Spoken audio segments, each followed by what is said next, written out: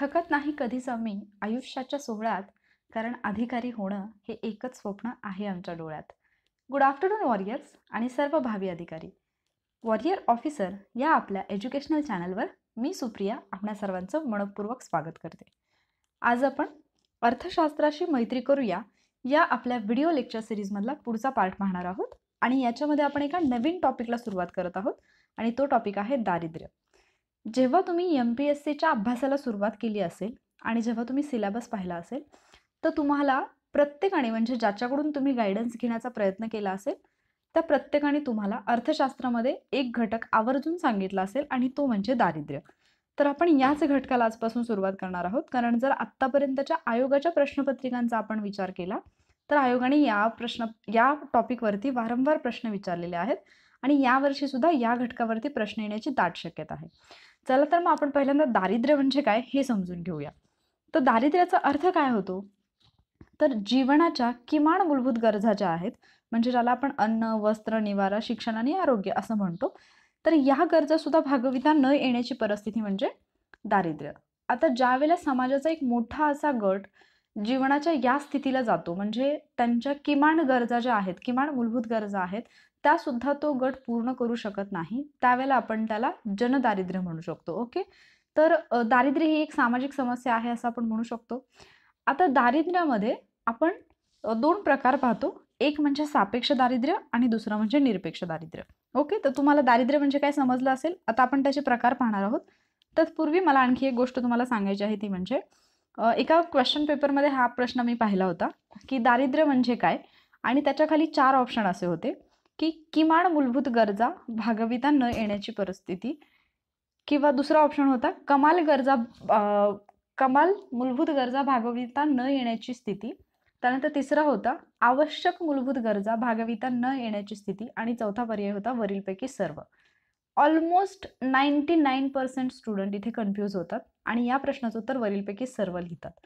पण तुम्हाला लक्षात ठेवायचं आहे की ज्यावेळेला आपण दारिद्र्याचा विचार करतो तर तिथे व्याख्येमध्ये आपल्याला किमान हा शब्द दिलेला आहे, म्हणजे किमान मूलभूत गरजा जर एखाद्याला भागवता येत नसतील तर त्याला आपण दारिद्र्य असं म्हणायचं आहे. ओके, त्यानंतर आता आपण जर दारिद्र्याचे प्रकार पाहिले तर सापेक्ष दारिद्र्य आणि निरपेक्ष दारिद्र्य अशा दोन पद्धतीने आपण दारिद्र्याची संकल्पना पाहू शकतो. मग आता सापेक्ष दारिद्र्य म्हणजे काय आणि निरपेक्ष दारिद्र्य म्हणजे काय हे आपण थोडक्यात समजून घेऊया, कारण याच्यावरती पण सरळ वन लाईनर की सापेक्ष दारिद्र्य म्हणजे काय किंवा निरपेक्ष दारिद्र्य आणि सापेक्ष दारिद्र्य या दोन्हीला एकत्रित करून 2 लाईनचा क्वेश्चन तुम्हाला बनू शकतो आणि तिथं मे बी सापेक्ष दारिद्र्याच्या समोर निरपेक्ष दारिद्र्याची व्याख्या देतील आणि निरपेक्ष दारिद्र्याच्या समोर सापेक्ष दारिद्र्याची व्याख्या देतील. मग तिथे आपण कन्फ्यूज होऊ शकतो.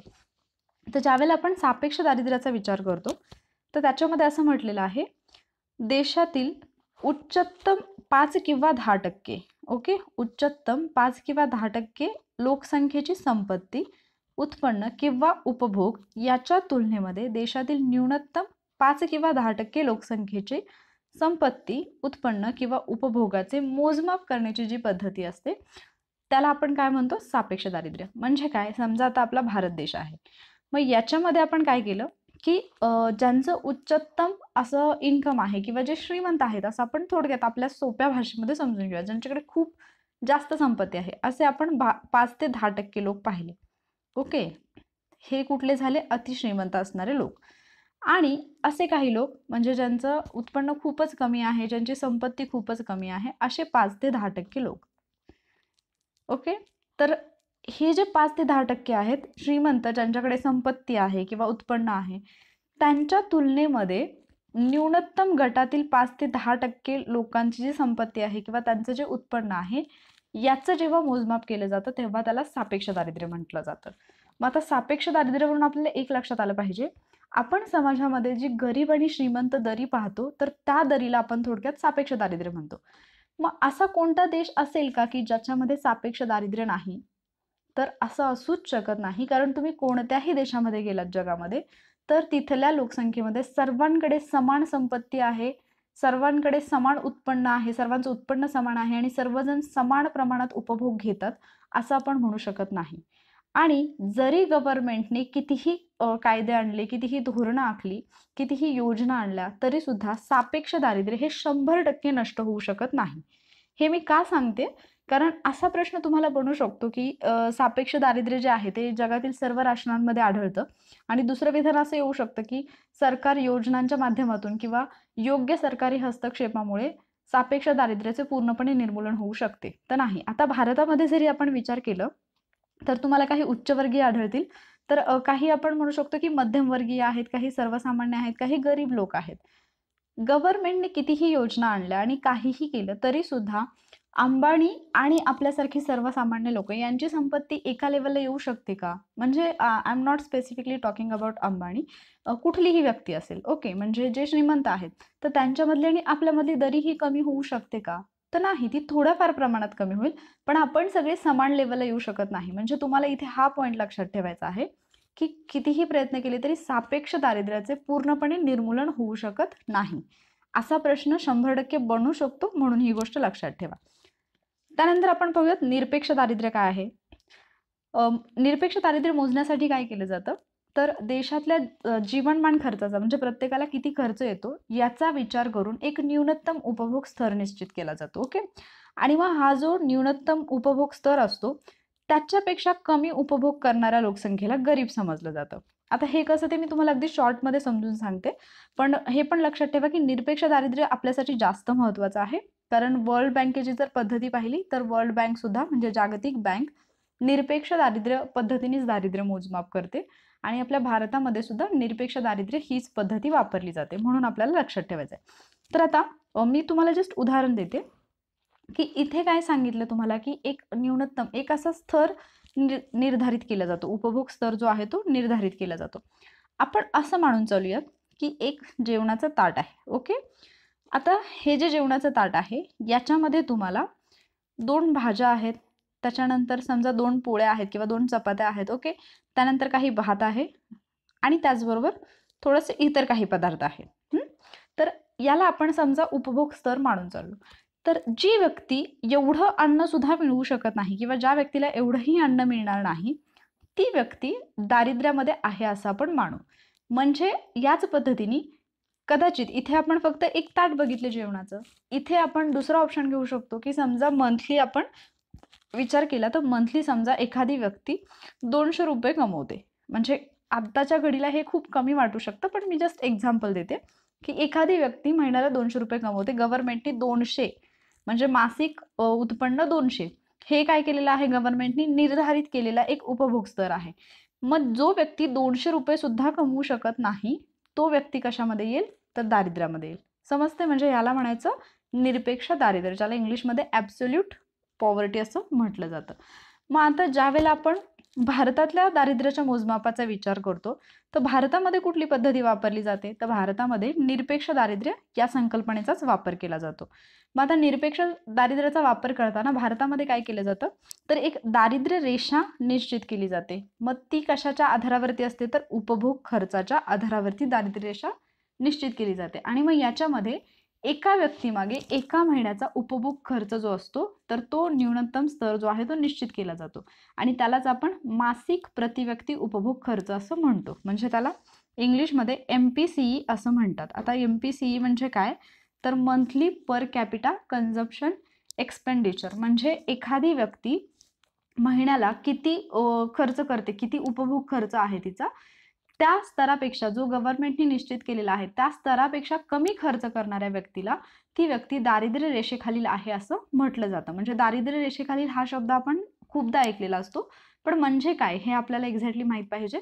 तर गव्हर्नमेंटने एक अशी लाईन निश्चित केलेली आहे की एवढा एवढा खर्च जो व्यक्ती करू शकतो, याच्या वरती असणारे सगळे अबोव पॉवर्टी लाईन असतील म्हणजे दारिद्र्य रेषेच्या वरील, आणि याच्या खाली याच्यापेक्षा कमी खर्च करणारे जे असतील ते सगळे कसे असतील, दारिद्र्य रेषेखालील व्यक्ती असतील. ओके, मग आता यांचं ज्या वेळेला ही आकडेवारी जाहीर करायची असते किंवा हे दारिद्र्य मोजायचं असतं तर एक संघटना आहे जी सर्वेक्षण करते आणि त्या सर्वेक्षणाच्या माध्यमातूनच आपण काय करतो, तर दारिद्र्याचं मोजमाप करतो. मग ती संघटना कोणती, तर ती संघटना आहे NSSO. ओके, तर नॅशनल सॅम्पल सर्वे ऑफिस ही जी संघटना आहे, तर या संघटनेच्या आकडेवारीच्या माध्यमातून आपल्याला आपल्या देशामध्ये किती दारिद्र्य आहे हे समजतं आणि त्यासाठी मग वेगवेगळ्या समित्या स्थापन केल्या जातात आणि त्या समित्या या NSSOच्या आकडेवारीचा वापर करून भारतामधलं दारिद्र्य शोधण्याचं काम करतात.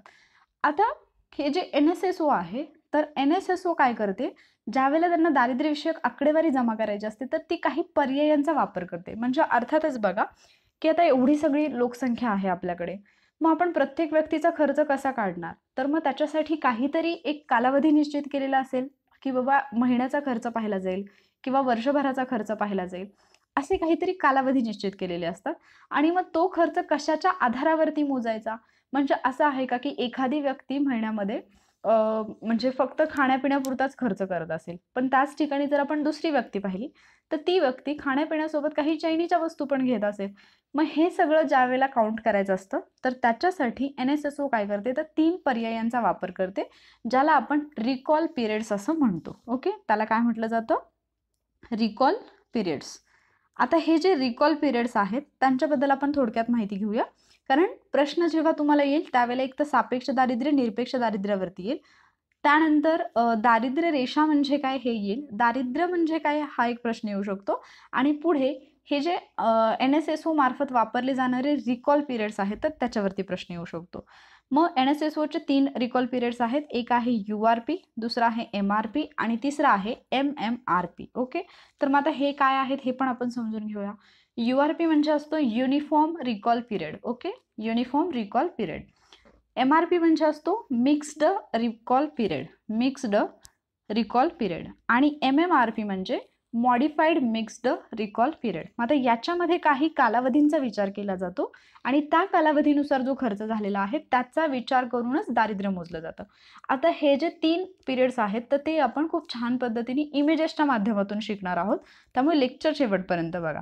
आता URP मध्ये आपल्याला युनिफॉर्म रिकॉल पिरियडमध्ये काय सांगितलेलं आहे, तर प्रत्येक व्यक्ती किंवा प्रत्येक कुटुंबातील सर्व उपभोग्य वस्तूंचा इथे विचार केला जातो. सर्व म्हणजे काय, त्या कुटुंबाला जेवढ्या पण वस्तू लागतात किंवा इन जनरल सगळ्यांना जेवढ्या वस्तू आवश्यक असतात तेवढ्या सगळ्या उपभोग्य वस्तूंचा इथे विचार केला जातो. पण कालावधी मात्र 30 दिवसांचा विचार घेतला जातो. म्हणजे काय, एका महिन्याचा आपण पकडून चालू, की एका महिन्यामध्ये सर्व उपभोग्य वस्तू घेण्यासाठी ती फॅमिली किंवा ते कुटुंब किंवा ती व्यक्ती किती खर्च करू शकते, याच्यावरून जो दारिद्र्याचा जो दर काढला जाईल त्याला म्हणायचं URP. ओके. आणि मग या पद्धतीचा वापर जो आहे तो 1993-94 पर्यंतच केला जात होता. त्यानंतर मात्र हा बंद करण्यात आला. आता हे थोडंसं किचकट वाटेल तुम्हाला, पण जस्ट 2 मिनिट वेट करा. एकदा तुम्ही URP, MRP आणि MMRP शिकलात ना, की त्यानंतर तुमच्या हे लक्षात ठेवण्यासाठी तुम्हाला काय करायचं हे मी लगेच सांगणार आहे. ओके. त्यानंतर आपण पाहूयात MRP. MRP म्हणजे मिक्स्ड रिकॉल पिरियड. याच्यामध्ये काय केलं जातं, 5 प्रकारच्या वस्तूंचा विचार केला जातो, ज्या की गैरखाद्य वस्तू आहेत. म्हणजे खाण्याच्या वस्तू सोडून इतर ज्या 5 प्रकारच्या वस्तू आहेत त्यांचा विचार केला जातो. मग याच्यामध्ये कपडे येतात.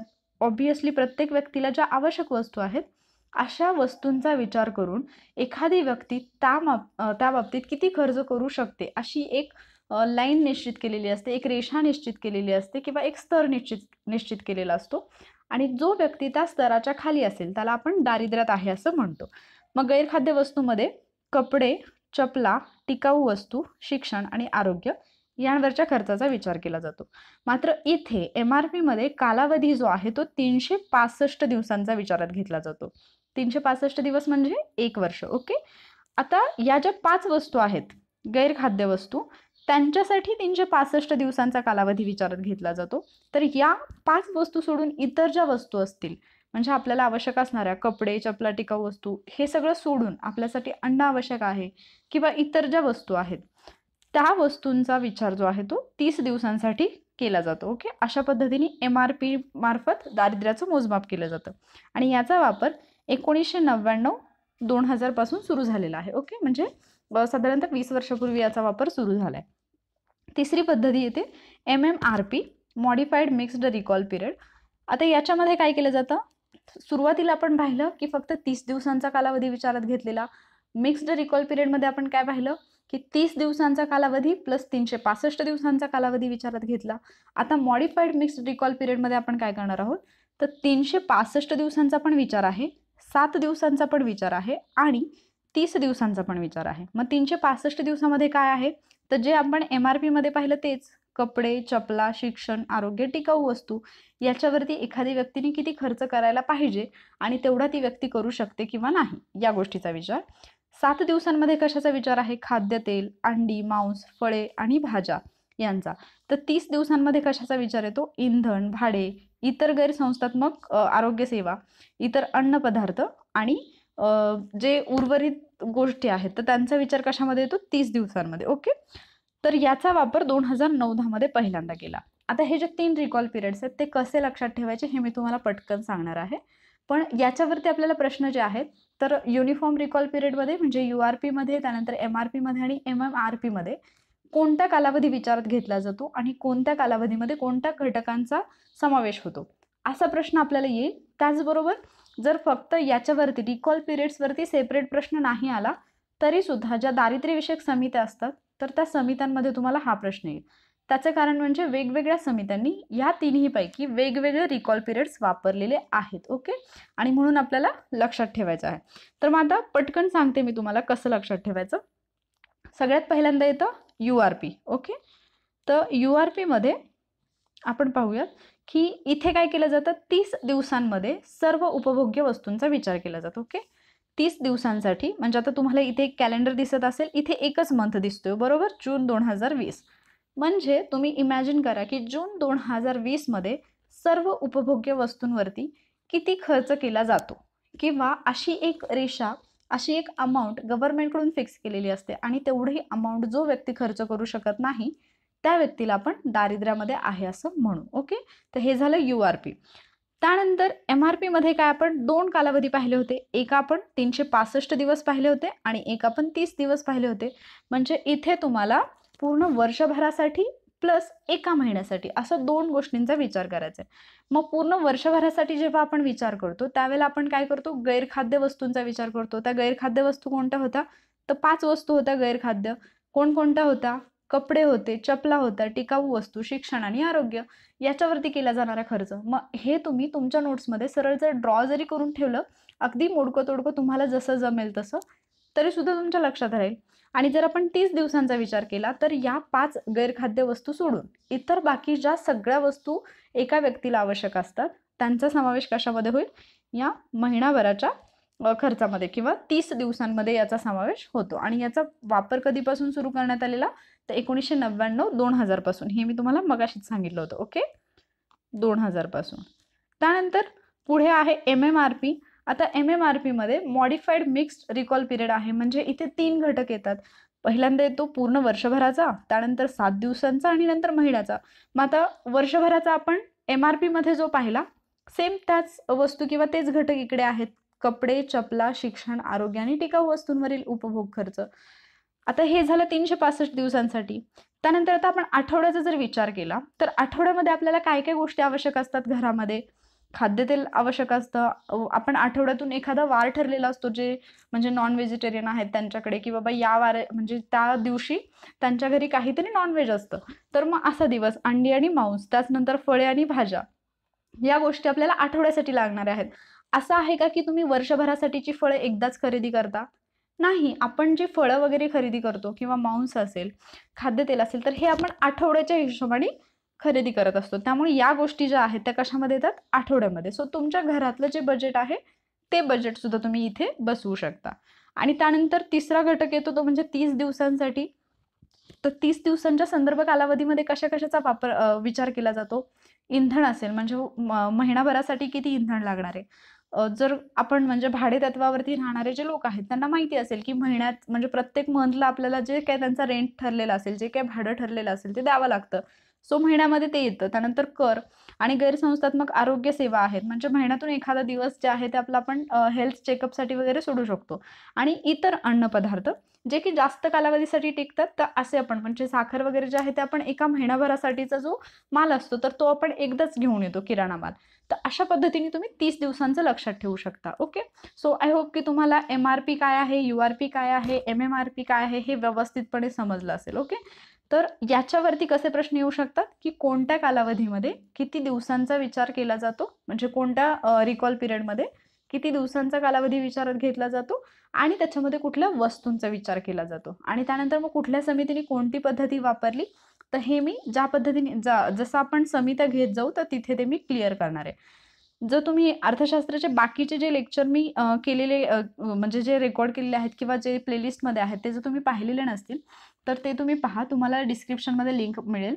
दारिद्र्य मोजमापाच्या ज्या महत्त्वाच्या समित्या आहेत त्या आपण पुढच्या लेक्चरमध्ये घेणार आहोत. आणि बिलीव्ह मी की ज्या समित्या आहेत म्हणजे लगडावाला समिती असेल, अलग कार्यगट असेल, सुरेश तेंडुलकर समिती आहे, सी रंगराजन समिती आहे, या समित्यांवरती आयोगाने प्रत्येक वर्षी प्रश्न विचारलेत आणि त्याची आकडेवारी लक्षात ठेवायला मुलांना खूप टफ जातं. तर मी तुम्हाला अशा काही ट्रिक्स सांगणार आहे किंवा अशा पद्धतीने ते मी तुम्हाला शिकवणार आहे की ते आकडे सुद्धा तुमचे तोंडपाठ होऊन जातील. ओके, त्यामुळे ही लेक्चर सिरीज प्लीज कंटिन्यू करा, त्याचा तुम्हाला जास्त फायदा होईल. तर जर तुम्ही अर्थशास्त्राचे इतर लेक्चर्स पाहिले नसतील म्हणजे SDGचं आहे, कालच MDGचं एक लेक्चर जे आहे ते मी अपलोड केलेलं आहे. त्याचबरोबर विशेष आर्थिक क्षेत्र दुरुस्ती विधेयक जे आहे 2019चं, तर आपला जो सेज ॲक्ट आहे त्याच्याशी रिलेटेड हे एक विधेयक होतं आणि 17व्या लोकसभेचं हे पहिलं विधेयक असल्यामुळे ते खूप चर्चेमध्ये होतं. तर तो व्हिडिओ आहे किंवा बँकांचे राष्ट्रीयकरण ट्रिकच्या माध्यमातून केलेलं आहे. लोकसंख्या हा घटक खूप महत्त्वाचा आहे, तर त्याच्याशी रिलेटेड काही लेक्चर्स मी अपलोड केलेले आहेत. जर हे व्हिडिओज तुम्ही पाहिले नसतील तर प्लेलिस्टमध्ये जाऊन नक्की पहा. तर जर लेक्चर तुम्हाला आजचा आवडला असेल तर लाईक करा.